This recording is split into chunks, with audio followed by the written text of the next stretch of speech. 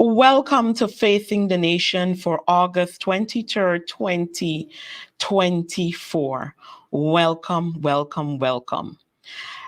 Today's program, we are going to be basically going over a few issues that, there's so much happening as usual around, and there are lots of things that we need to re-emphasize and talk about. We'll be doing some of that.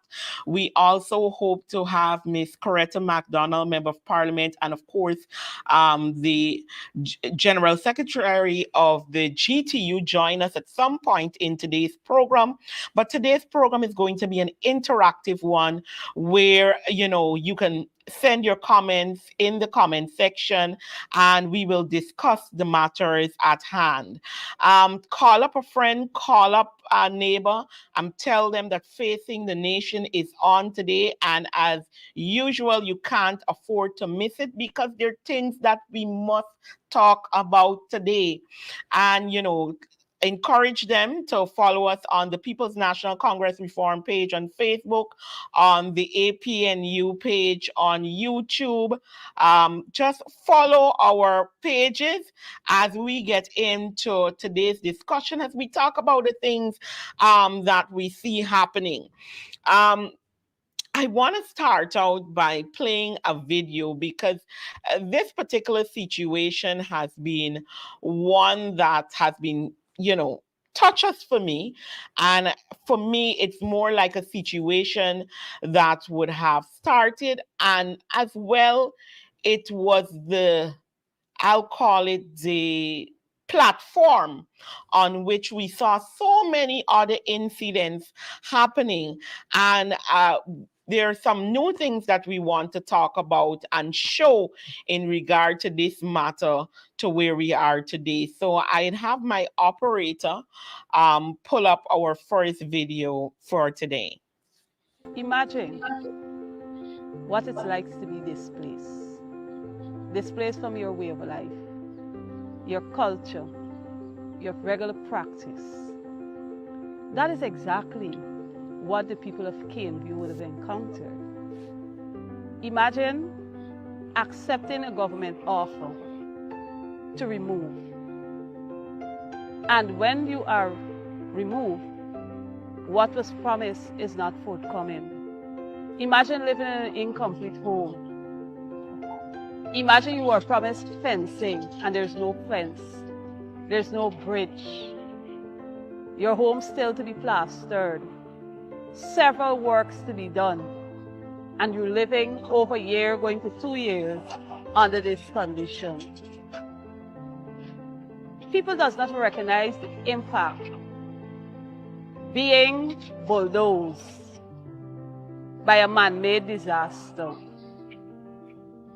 Being displaced from your culture. Caneview was a community where people lived together. They knew each other. They helped each other. And they enjoyed all that life has to offer together. But now we have these said families separated and still waiting for the government to do what they promised. Imagine they're unable to even step out into the yards to pick fresh fruits and vegetables as they once enjoyed at Caneview. Now they're just sitting there and they have to purchase everything. Can this be right? Is it fair for those persons to endure that? Today we call on the government of Guyana, to ensure that the homes of these families are completed, to ensure what was promised to these families, that they receive it. We await justice. We await justice for the residents of Caneview. And here you see, as you looked at those images, we know all that was talked about, all that the government would have promised. They told you that they compensated these people and everything was fine. And that's just one side of the story. What you just looked at in that video was actually a video showing what would have happened to many of those persons who were so called relocated. Those buildings that you see in that video are images of what some are awaiting, because many of those residents still are staying at other family members, etc., because they haven't been properly compensated. You saw a house there, a flat house that isn't even plastered. Nothing really has been completed on the house, and they tell us that they care about persons, and they told us that they relocated these persons. They're living their lives. We even saw videos coming from the government side trying to show us that, they took care of these people at who were located at the Cane View area.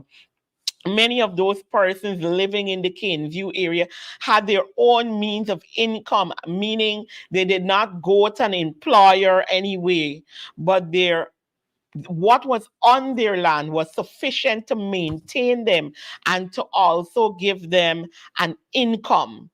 And then they were placed in spaces where basically they can't do what they were doing then, like rearing cattle. Some had fruit trees, planted stuff in their yards, and they were taken from that life, and they're now in a position where they have to go and fend elsewhere or at other people's job. And we know what's the job situation like currently in Guyana.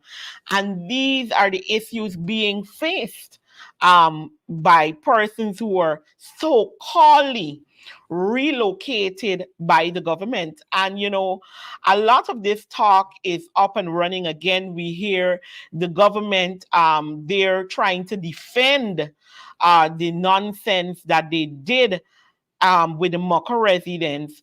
And I want to highlight another video which talks about another aspect of what has happened in Cane View, where the leader would have given, that outlook of what would have happened there. Is very dishonest as it relates to the Cane View Mocha issue.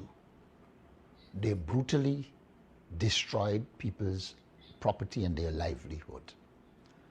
The minister's contention that they never said that the squatters were in the part of the four-lane highway is again untrue.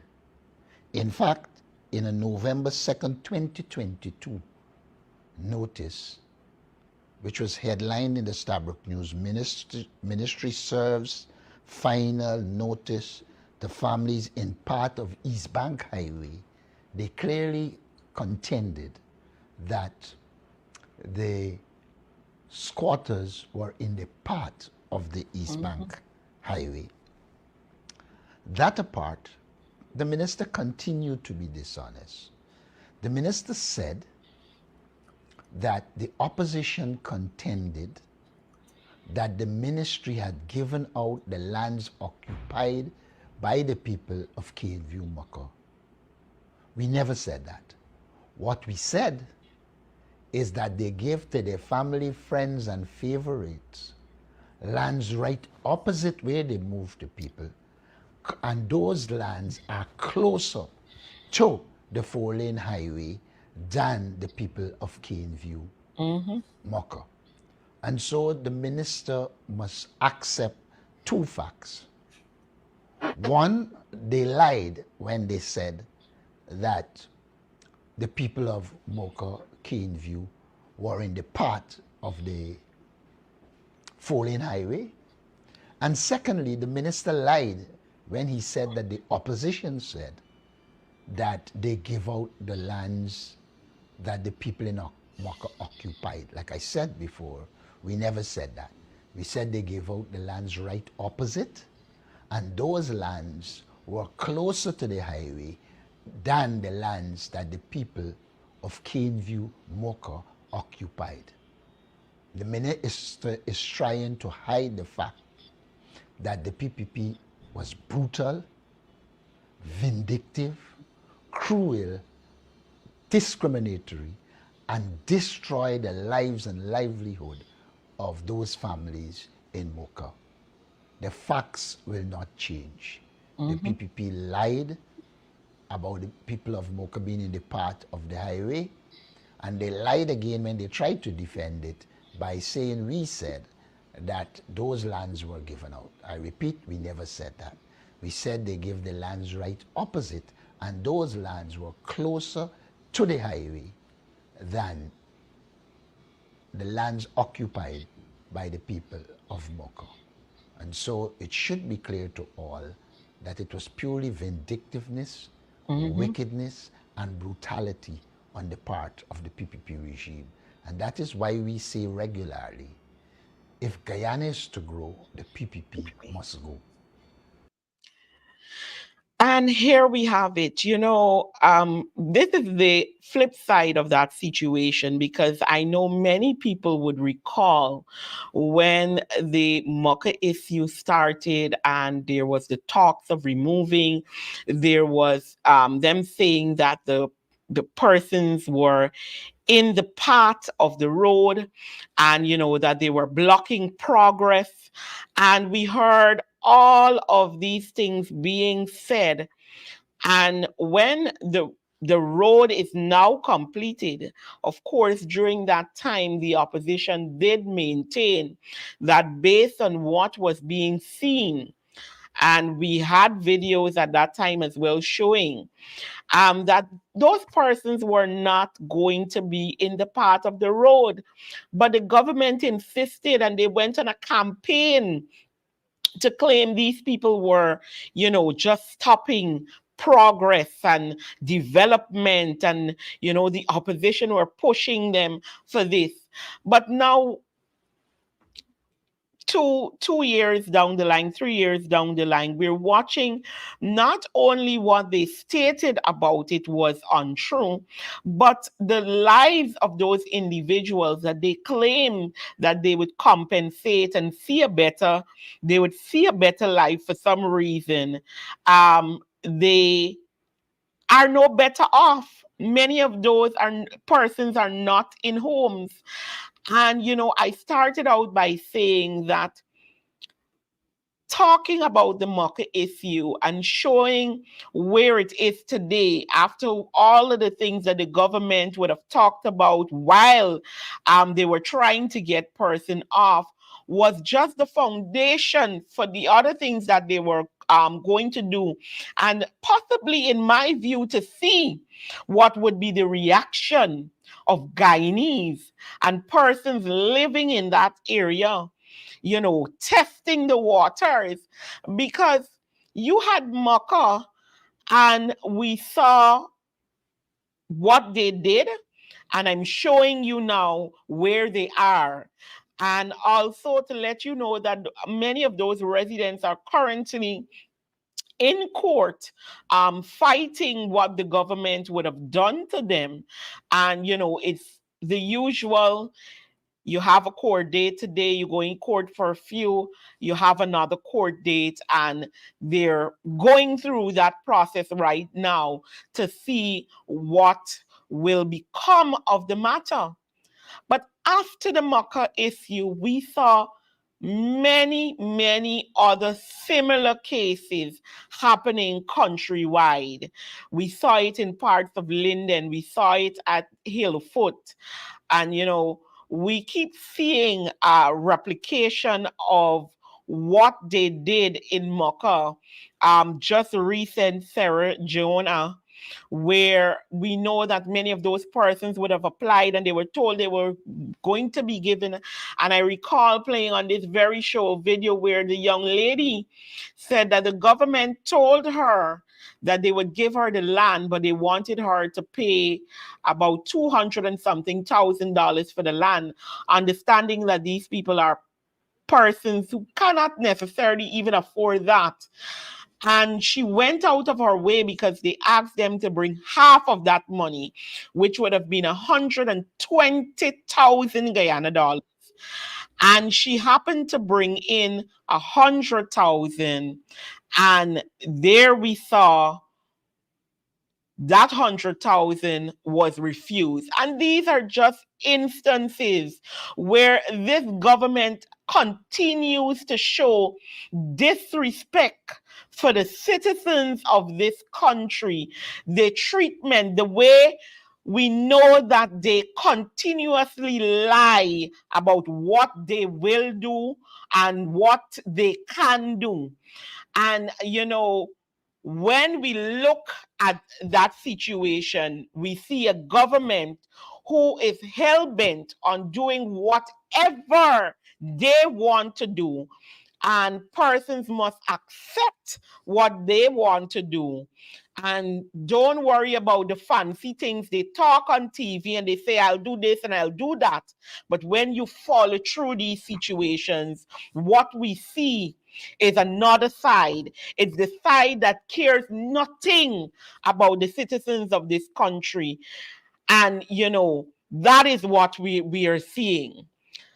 I want to pull up another video to get us into talking to my guest for today.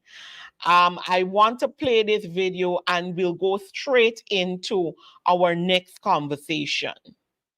PPP sent home 200 workers in 2020 from GWI. This is the state of the water supply today.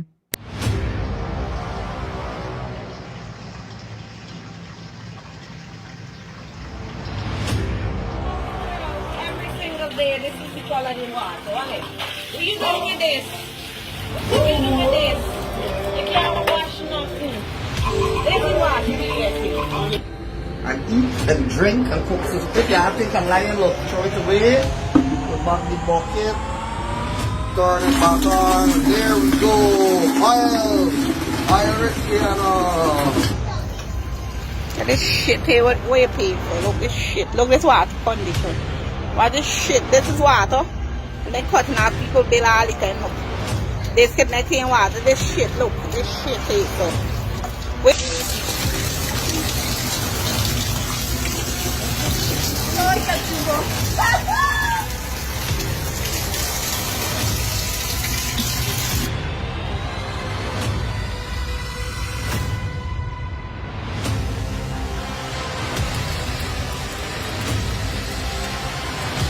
This is what from GWA, and to show GWA's love for you for emancipation, GWA is giving you free Mobby.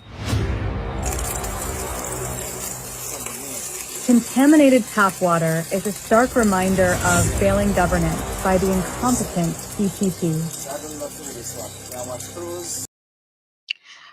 This is yet another example. I want to read what was said by Mr. Bash when he entered and he dismissed, according to this article, and I'm just using the article because we know after that, it was pretty much about 300 persons who were sent home. But the reasoning he gave, he said the employees are being terminated under the termination employment.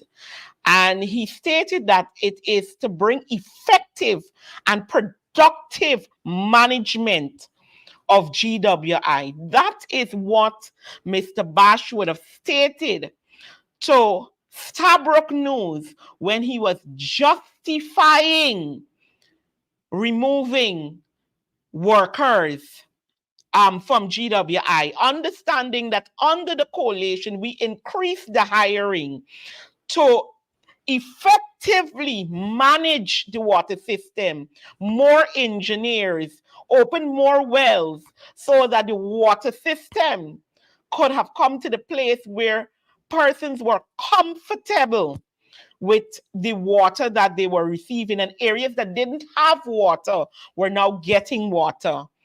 And this was their reasoning. And here we're seeing the complaints by citizens every single day on social media about this. And it brings us to the point where I want to take us to talk even about our teachers. And I want to invite Unfit in the meantime my guest for today, who is none other than our Member of Parliament, Miss Coretta MacDonald, CEC member of the People's National Congress Reform and General Secretary of the Guyana Teachers Union. And we will talk to her today about these things as well. Miss Coretta, welcome. I believe you have to unmute. Oh boy. Thank you, Shanieka, for having me. And, I'm here, there, up and down. And because of what transpired on Wednesday, I'm even more, sometimes Busy. I don't even have hands to deal with what I have to deal with right now. I don't know if you were seeing me getting me right on camera. If Yeah. you need to adjust because I'm on the road, so I'm running here, there, and I'm just stopping in so that I can have some quiet. Shanika, thanks for having me on your program, and good afternoon to you and to your listeners. Uh, I don't know what you want to tell me. So I want us to go straight in. Of course, I am very elated to have you given the circumstance. I know that you're very, very busy at this time, and I'm happy that you agreed to come and talk to us about what's happening over at GTU. This agreement with the government. I mean, teachers are on social media giving their views about, some of them feeling like they've been hoodwinked. Persons calling Mr. Light a sellout, and so many things happening. But I want you to bring my viewers into really understanding where we were prior to Wednesday and how we got to that. Well, I guess I could probably start off by saying what transpired on Wednesday.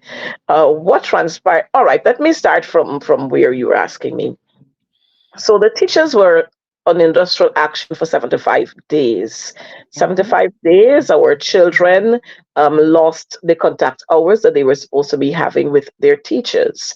And that happened as a result of the government's reluctance to talk with the teachers union, the representative body for teachers across this country. To fast forward, we, after sending several messages to them via correspondence, written correspondence, the ministry refused to engage us, and that led to the industrial action. Well, of course, we moved from one stage to another where we had a court matter. The judge pronounced, even up to today, the Ministry of Education, and by extension, the government, they have not honored any of those decisions that were handed down by the judge, by Judge Kissoon. Subsequent to that, we would have had the strike being called off because there were certain wicked ploys that were in place to prevent our teachers from receiving salaries. And so while we were expecting schools to be closed officially on one day, the government was prepared to close school earlier. And that would have led to our teachers being left out, not being in school for the last day of school. And that would have led to them being denied their salaries because, there is this policy where the first day and the last day you're supposed to be reporting for school, except in cases where teachers are hospitalized and there is the relevant approval given. And of course, because our teachers were on industrial action, there would have been no approval coming from the ministry. And so they would have done what they wanted to do. And so we could not have afforded to have our teachers being out of school then and to have to suffer that fate. So our teachers returned to school. That allowed for us to sign off saying that we will forego the 2019-2023 proposal and that we are going to look at a new proposal. And so we signed on to that. We began our talks with the Ministry of Education, and I can say to you, this government is bent on keeping citizens in this country at a level below poor. Let me say that, at a level below poor. With all the resources that we have in this country, with all the finances that we have in this country, this government doesn't see it fit even then to offer to the citizens, more so teachers of this country, a livable wage where they can live comfortable, not from paycheck to paycheck, but they can live on a salary that would suffice. So even if the next paycheck comes late, they have enough to live on. That is not the case with this government. And so what we have seen is that the Guyana Teachers Union would have been engaging the Ministry of Education on at least 5 occasions we engaged. At every occasion, the benefits that they were ready to give to us were the minimum level. And in some cases, way below the minimum level. Those issues, those kinds of offers would have seen the GTU rejecting the offers proffered by the Ministry of Education. And the Ministry of Education did not come with these offers on their own. These offers were made at a higher level, at the level of the Minister of Finance and everybody else. And so what the PS was doing, she was just relating what was said to her. And we rejected, because folks, you would have seen us rejecting offers. They started with 7, and then they went to 8, and then they went to 9, and then they eventually came to 10. All of those offers were rejected.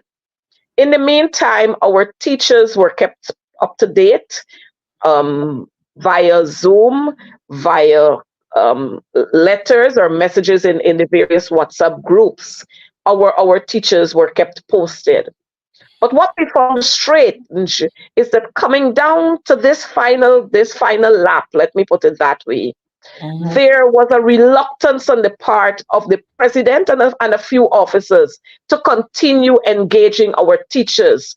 Mind you, we were engaging them on Zoom. We were asking how they felt about this or how they felt about that.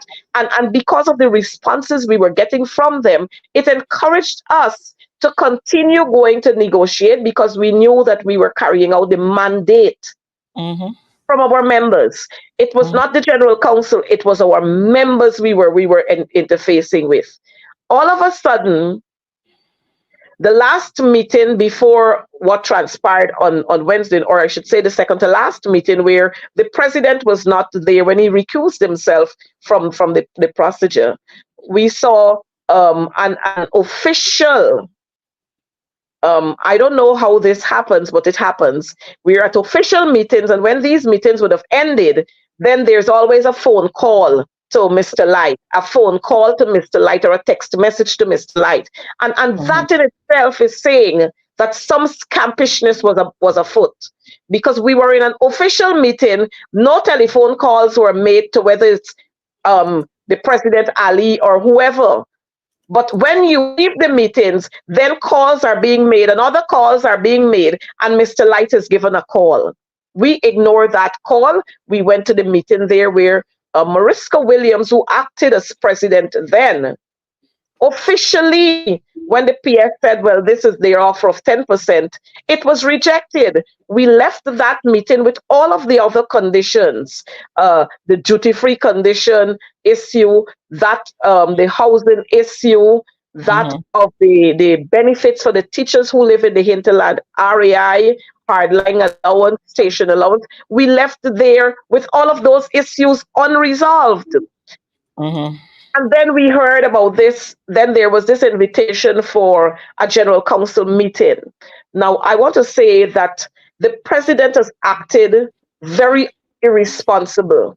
He has acted in a manner which would lead one to suggest that he was acting somewhere behind the table or at the side of the table, not in the interest of the teachers, because a general council meeting was summoned at somewhere between 6 o'clock in the morning to about 7, somewhere there. That general council message was sent to the general council reps by the president, inviting them to a general council meeting. It also said that this general council meeting is for an update on the salaries negotiations. Many of the reps indicated then that they were unable to attend because they had prior arrangements. Others said they will seek to send their alternate reps. Many of the central officers of the GTU were not available. As a matter of fact, I had parliament on that day. My colleague, Ronald from Mabaruma, Ronald Cox indicated that he would not be able to attend because he has a sitting of parliament to attend on that day. Maybe if prior notice was given, he would have been able to put systems in place. That there, where the president knew fully well that some of us would not have been able to attend, he set that meeting for that day. And so that helps to spell the message that there was some kind of skullduggery, some kind of charandas business was afoot. So that meeting went on. Of course, I logged into the meeting while I was at Parliament, but I couldn't follow what was happening in that meeting because I'm at Parliament. And so the meeting went on where the president started to give the teachers an update on what transpired or what is transpiring at the tables, the negotiations tables. What the president failed to do then was to say, we have not exhausted our rejection. We still have some more time to do some rejecting. He did not say to them, well, we can move to the next level, which is conciliation. Or did the president assure our teachers who were sitting there that, look, we will also move to the other level where if you don't agree on another two or so rejections, if they come to us and we don't agree, then we can move to another level. He did not even give the teachers the kind of hope that if we move to another level, we may be successful. He was very doubtful with what was transpiring. So teachers were now placed in a position where the president said to them that the non-salaries benefits, the non-salaries aspect of this proposal, it was in our favor. Teachers were going to benefit. We stand to benefit a whole lot. And so it would have been a good thing, or it was going to be a good thing for them to accept the 10%. Because the non-salaries benefits are weighing out. The president was deceptive at that meeting. The president failed to say to our teachers that with the duty-free concessions, it's only a few teachers who will be receiving it. It's not for all teachers. The president failed to say to our members that the scholarship, it's only a few teachers who will enjoy that benefit. Just the same way with housing, the clothing allowance, which is $15,000. The president deceived the teachers into believing that the government could not do better. Maybe he was speaking then not as the president of the GTU, who's supposed to represent the teachers, but he was speaking there as government. And so everything there, he led the members to believe that nothing better could have been done. But he gave them all these glorious assurances that with the percentages offered, teachers stood to benefit. And if we were to reject that, then you know what the government will do to us. He stood there as a weak soldier, very weak soldier, and inflicted that kind of weak poison into the members who sat there. And of course, listening to him, members who were there, while quite a few members spoke out and said they weren't in approval with what we were going to accept. There were others who said, well, maybe, the government would treat us badly and our teachers, but they did not stand up to say that is not what our members didn't give us a mandate to come here to vote on anything that you're telling us to vote on. Subsequently, he led them into a vote. I'm sitting there at Parliament and I'm receiving some phone calls from teachers who were sitting around the table. And the teachers were there and they were saying to me, Miss, where are you? You were there, but you're not saying anything. You're not saying anything. And so I am typing to them to say, I'm in Parliament. I cannot speak. What is happening? And then one of the General Council reps said to me what was happening. At that point, I had to leave where I was and to get to a point where I can speak. But by the time I got to that point, the voting was already going on. And so I indicated that I'm not in agreement with that. And we shouldn't be doing this. Now, my mere disapproval led other teachers to disapprove of it. while 17 teachers voted in favor of, because all they heard from was the president, and I'm hearing that they heard from the treasurer too, who again sought to deceive the teachers.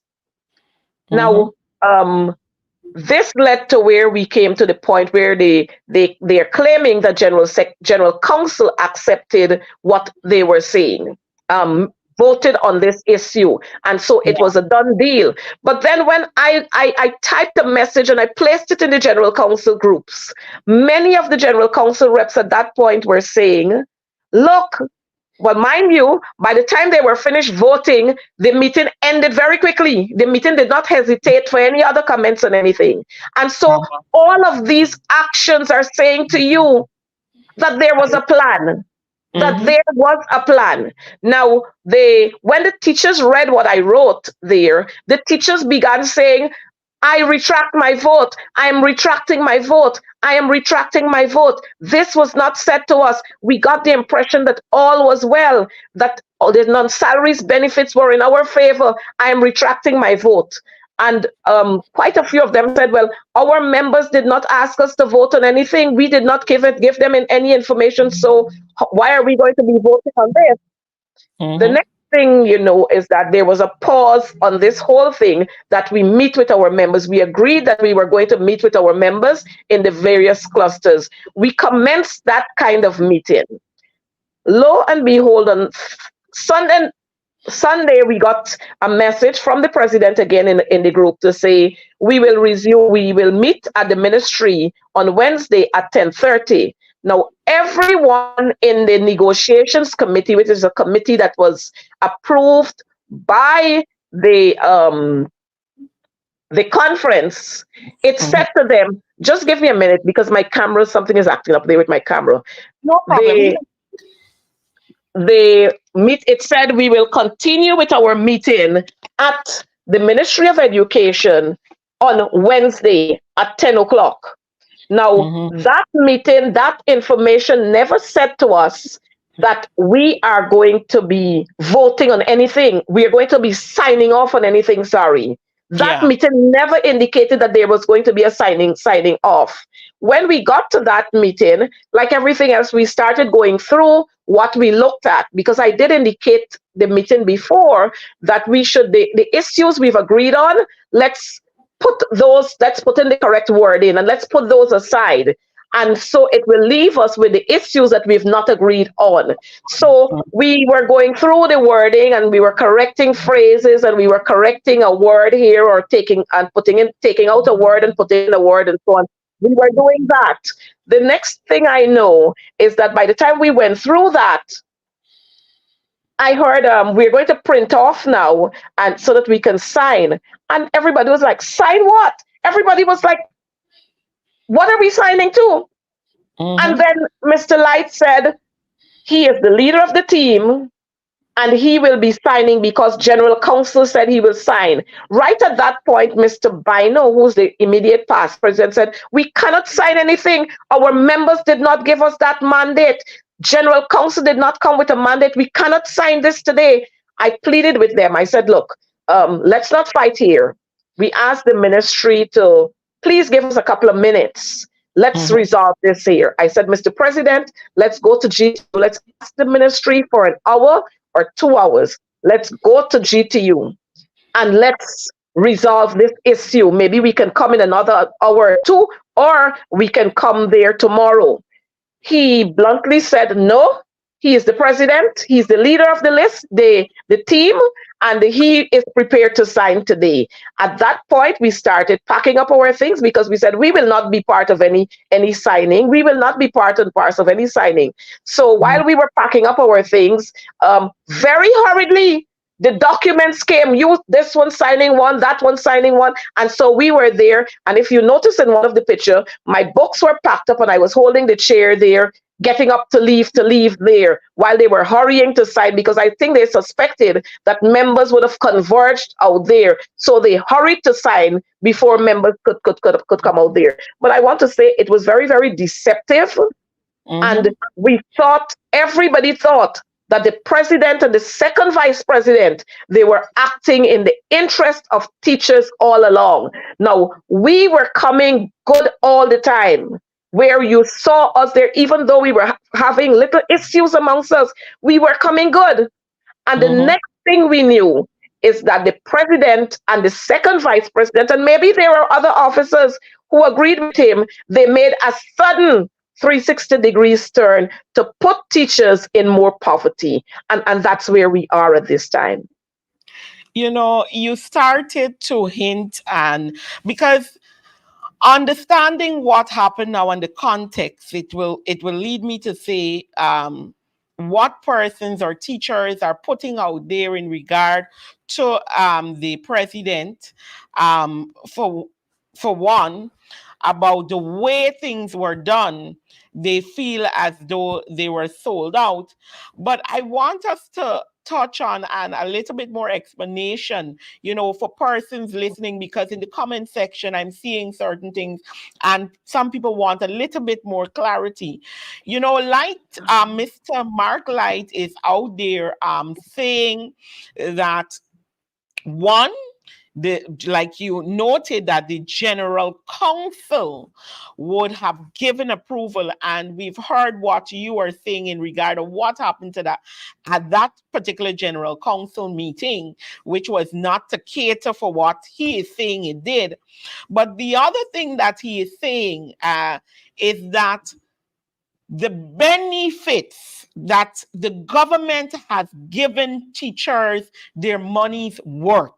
Basically, that is what he's out there saying. He's saying that outside of the percentage that the government is given, that somehow all teachers will benefit from this uniform allowance and these other small things that we hear them talking. We've known from time immemorial that all teachers do not get duty free. I'm not sure how it has been expanded in this deal, because before we know, it's basically just the HMs who got the duty free in terms of vehicles, etc. Let's talk about that, because he's out there telling the nation and trying to make people believe that these other benefits outweigh everything else, and teachers are going to benefit and they should not be worried. Well, let me say to you, Shanieka, the duty free concessions, that has been expanded since before 2015, where and just after 2015, where we extended it to heads of departments, senior masters, mistresses, and we had before then heads and deputies. So we have two other categories who were a part of that. That didn't happen now. Now, with those four categories, if we were to add or to put together the amount of SMs, HODs, deputies, and head teachers we have in this country, you and I know that 150 will not suffice. And that there are many head teachers, many deputies, many HODs, many SMs who are eligible but will not be able to acquire that benefit. So it's just a few teachers who will be able to acquire that benefit, 150 of them. And so the 150 duty-free concessions has to be divided amongst four groups of people. Groups of people. So I hear them talk about duty-free concession, but what they're not saying is that not every person within that four category will benefit. They're not saying that. And that's the kind of misconception that is being peddled out there. Every head teacher will not benefit. Every deputy will not benefit. Every SM will not benefit. Every HOD will not benefit. As a matter of fact, if you're HOD, you have to be there for 6 years. Wow. Before you can access that benefit. Wow. As a head teacher for grade A, and I think it's B schools, A schools are automatic. B, C, D, and E grade head teachers, they have to be there for a number of years. So when that is out there, it's not automatic. So they should not go out there and mislead people. It's not automatic. For the scholarship, there's a criteria set out. So all teachers will not benefit from that because there's a quota system per region. So all teachers will not benefit from that. With the only two conditions that all teachers will benefit from would be that of salaries and the clothing allowance. And you look at it, the children would have received $45,000 while teachers are receiving $15,000. We used to have $6,000 a long, long time ago. Under the coalition, we were able to get $2,000 more added into that one. And that would have been for 3 years. Mm-hmm. Now we are getting $15,000. But from then to now, things have changed. Big time too. Under the coalition in 2016, I vividly remember when the coalition government granted 10% to teachers, Barajagio took them to task. And that was in 2016. 8 years after, when we are now enjoying oil monies and all the other monies, the teachers are still given 10%. And mind you, the 10% that was granted under the coalition, it was tax-free. This one here, taxes are going to be deducted from it. So in actual fact, teachers are merely going to receive a 5.5% percent salary increases. And you know who will benefit? The teachers who are at the highest level will benefit. The teachers who fall within the salary scale of TS 1 to 3, who are the majority, they are the ones who will not benefit from this salary increase. It will not be anything much to them. And that is why my colleague who was representing the teachers from the regions, from Region 7, he was very adamant that this salary increases of 10% will do nothing to them when you take into consideration the cost of living in those areas. If we look at we requested a health risk benefit, that was denied. The house lots benefit is only a couple of teachers will benefit from that per year.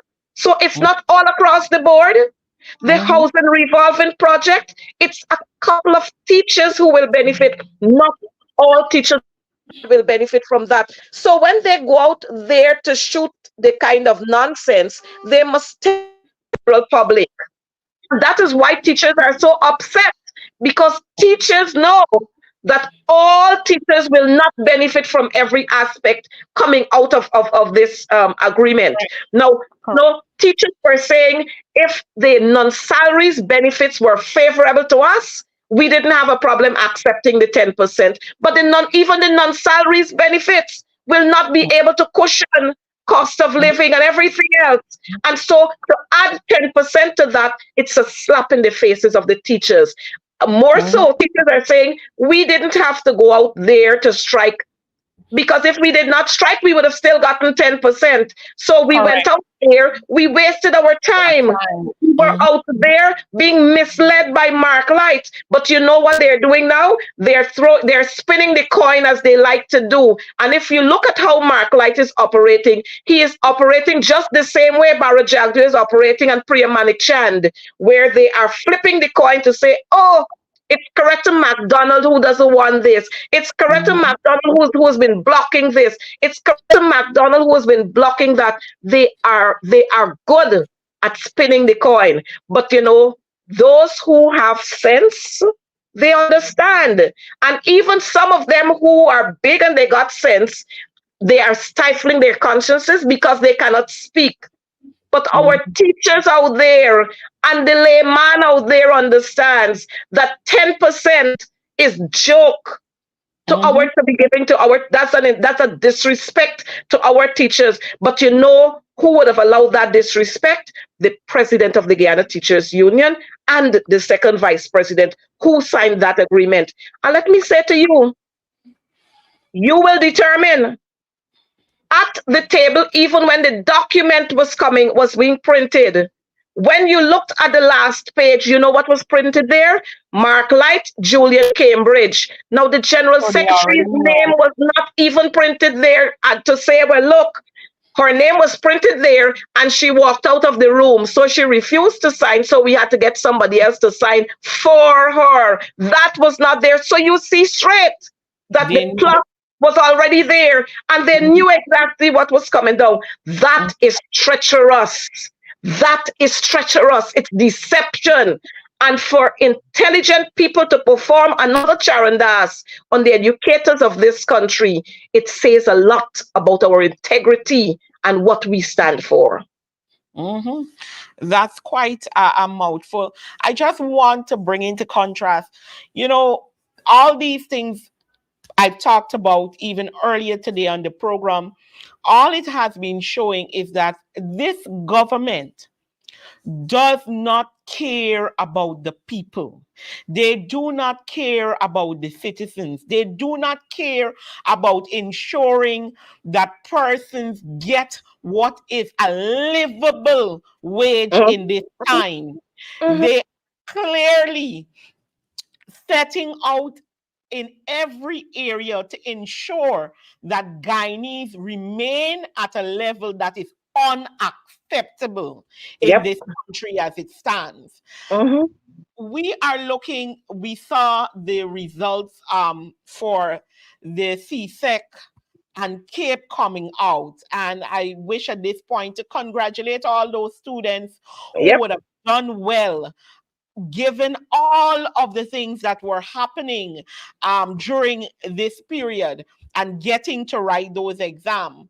But the numbers also show that there was a decrease or a decline in the Yep. performance Mhm. of students, which shows that what you do with your teachers, what you do with your educators, how you treat your human resource that is expected to set the standard and teach the children is of an effect to what our results will be.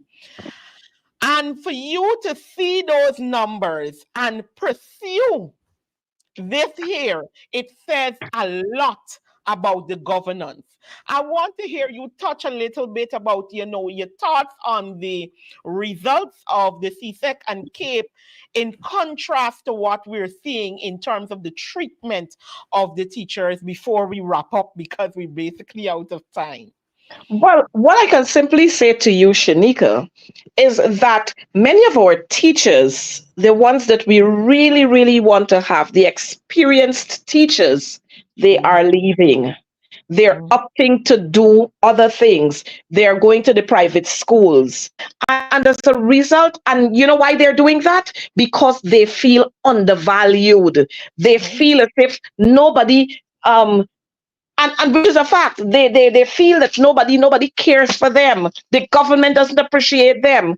And mhm, so they have decided that they're going to go where the pastures seem green. greener.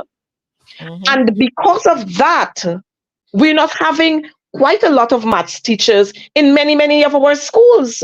We're not mhm, having them. They're going to other places. And if you don't believe me, check Monday, the 3rd, when school reopens, you're going to see how many schools teachers are missing because teachers have left. mhm, It also says that this government is not serious about education. mhm, Because if they were serious about education, they were going to do a few things. One, they were going to ensure that their teachers are comfortable. correct. Two, they were going to ensure that the resources needed for teachers to perform and to perform effectively, that they were in the schools.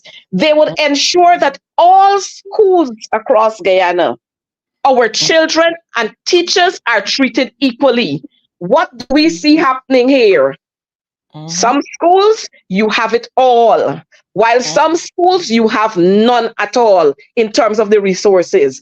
Um, mhm, when you look across the board, you see some schools, they have white boards, they got blue boards, and I'm just using these, I'm just being humorous here. They got all kinds of boards, while some schools have no boards at all. Some schools have all the textbooks and overflowing. Some schools, they have none, or they may have a few. And so that is what is happening here with the PPP government. And the PPP government is an elite government. So they don't respect the masses and the flat-foot soldiers. And so if I can put teachers into that group, they don't respect those people. They respect the ones who they can hold on a string and have them dancing like puppets. That's what they believe in. We have seen it that the PPP government, and you see this in the GTU issue, where the PPP government believe they have been baptized in corruption and more corruption and how to corrupt people. And so that is what they tend to do. That's their mantra, what they do all the time. If I can't get you while you're standing for real, I throw something in front of you and entice you and have you come there to pick it up. That's how they operate. And that is the kind of dangerous practice that is being operated, that they use as their modus operandi in and around this country. You look around, you'll see it. You go to and I'm just going to use somewhere, or look, let me not call it the name of any institution, but you go to an institution to get some document, and the push around you get. But if you pass something in a little envelope, or you slide something in a hand, quick time you get it done. Look at driver's license. Everybody and anybody can pick up a driver's license, whether you go through the package, whether you write the exams, and we all know this story. And this is what, even to the highest level, we have seen corruption in this government. And that's what they glorify themselves in. And this government is a class government. This government, they believe in caste system. Once you're at the highest level, you're good. Or you're at the middle class, you're good. Once you fall below that, you're not valued until they need your vote. That's the only time they value you. That's the only time they value you. And we have seen this operating. Look, we saw the 20 lives that went down, innocent lives that went down in Madia. What are we having today? Are you hearing about the government officials offering counseling to those other students? Are you hearing them offering counseling to the family members? No, they don't pay them a 500,000 or something like that, and that's it. A 5 million or some worries to that effect, and that's it. They're done with that. Look at what has happened at Gaisuko. The CEO came out there to show failing, but yet they have pumped $9.5 billion into Gaisuko again. And your teachers who are producing, a young man was able to secure 29 subjects, but yet you're behaving as if teachers are not producing. Teachers have been producing at the level of CTEC, CAPE, and grade 6, grade 9, but yet you don't see it fit to recognize your teachers. And we know the bottom line of all of this. You look at the makeup of the teaching fraternity and you will understand why the government is doing what they're doing. When the coalition was in government, the coalition then went out of its way to ensure that whatever resources were available, that all benefited. And they did not say, I'm giving to my strongholds and everybody else will get crumbs. Everybody got equally across the table. I saw you putting out a video there with the water. Under the coalition, we hadn't that. Under the coalition, we had very few blackouts. We got a big power ship. Well, oh, shucks. Not a power ship, it's a power ship. Sorry. How much money we paid for it? And you know what? We're still paying on that, and we still can't have the kind of electricity that we're supposed to have. Correct. And you know, every aspect you check it. Big scam with the old age pension books. Big scam with this. Big scam here. 211 million US dollars was written off from an audit. You know, the police force. And so this is what this government encourages. But if you have to stand up to speak for your rights, then Just stop them. they ostracize you. We Mhm. just saw the people at Sarah Joanna breaking down Yeah, their homes. correct. I was talking about that a bit early in the show. One of the things that marks this government is incompetence and corruption. And that is what we're playing out here. We are basically out of time. I want you to just tell us quickly and any other thing that you want to say to the viewers before we wrap up. But I know you may not be able to spell out your plan in regards to what is next, but if there is anything there that you can, give teachers assurance, give viewers assurance, because teachers, parents, we're all looking to see what is next because we know that this will affect our children as well. And, we want to know what's happening. So tell us quickly what you believe is next and how do we deal with this and any other thing that you want to tell the viewers as we close today's program. Well, first of all, I want to say to our teachers, don't lose hope.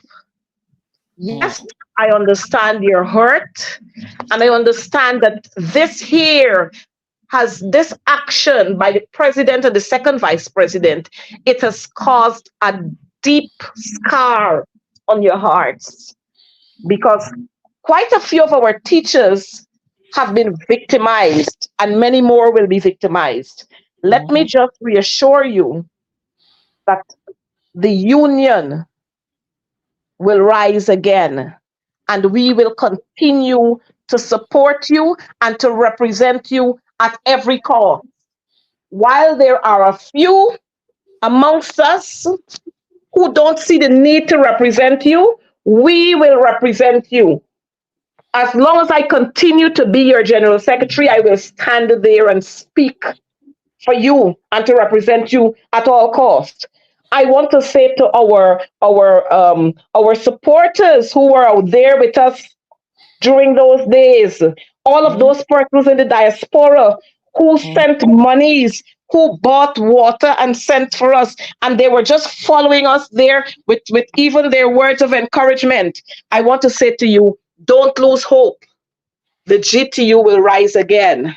Because this government feels that they can cause the GTU to appear to be like other unions that they were, silenced. But I want to say to you that the GTU will rise again. Continue to give us your support, and we are going to do everything that is absolutely necessary. Everything that is necessary to ensure that teachers can stand tall and that teachers can have a voice and they can be respected all across this country. Shanieka, let me say this.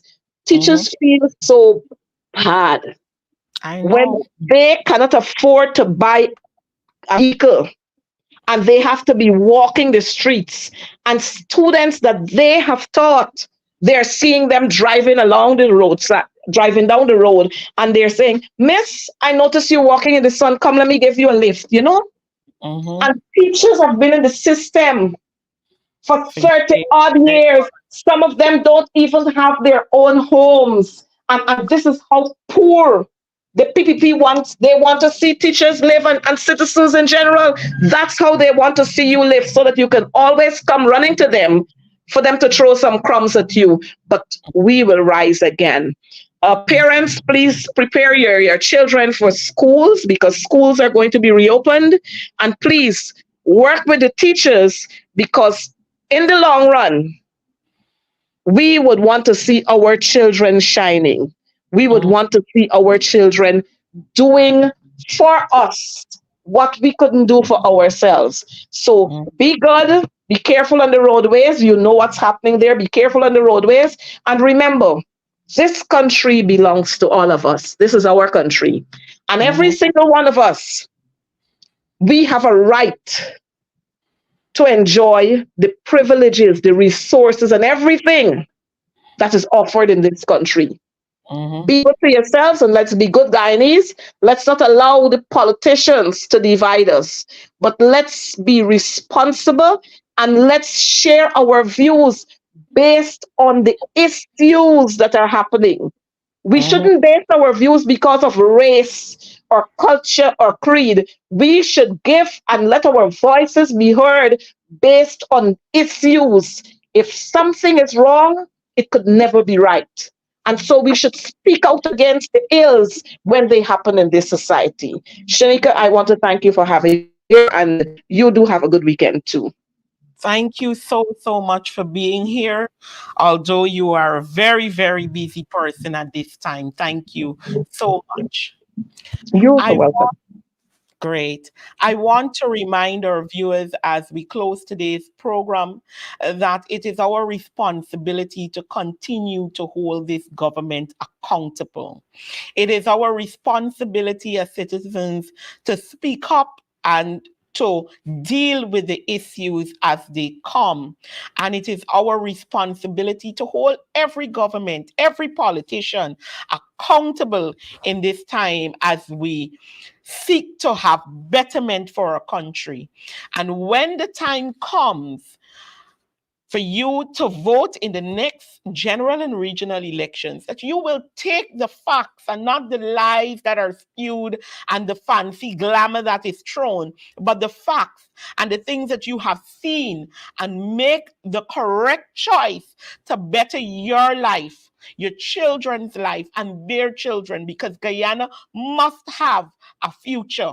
But if we keep going at the rate we're going, will not have a proper future for our children. So it is up to us to stand up, to speak out, and to do the right thing when that time comes to ensure that this country and all its citizens benefit from the resources that are there.